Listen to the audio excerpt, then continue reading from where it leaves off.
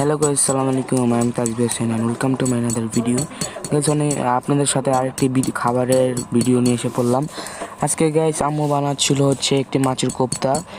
আপনাদের সাথে যেহেতু আমি খাবারের বেশিরভাগ ভিডিও নিয়ে উপস্থিত হই, গাইস আজকে আম্মু মাছের কোপ্তাটা যে বানাচ্ছিল এটা মানে পুরো কাটা মুক্ত।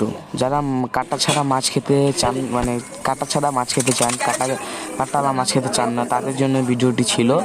আসলে আপনারা ইচ্ছা হলে এরকম করে মাছের কোপ্তা বানিয়ে খেতে পারবেন।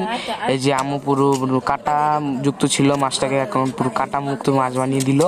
আসলে আম্মু চামড়াটা পরিষ্কার করছে, কারণ এই যে কোপ্তা ম্যারিনেট করে রেখেছিল ওই কোপ্তাটাকে এখন চামড়ার উপর দিয়ে মাছের মতন শেপ দিবে।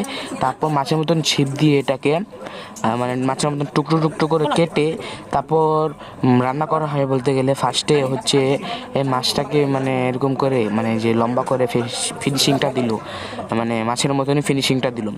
ওটাকে ভাজতে হবে ফার্স্টে, তারপর কেটে ওটাকে মানে মশলার ভিতরে রান্না করতে হবে। আসলে মোটামুটি একটু মাংসের মতনই লাগে খেতে। আমি এখন এই যে আপনাদেরকে একটু মানে সুন্দরভাবে দেখিয়ে দিলাম কিভাবে মানে এটা পরিবেশন করা হয়েছে। এই যে এখন আম্মু মাছটাকে ভেজে ফেলছে। আসলে মাছটা ভাজার পরে দেখতে পারবেন আপনারা কেটে তারপর মাছের মধ্যে পিস পিস করে রান্না করা হয়েছে। এই যে আমার কাছে মাছটাকে তো খুবই ভালো লাগছে, আপনারা খেলে একটু ভালো লাগতো মনে হচ্ছে আপনাদের কাছে।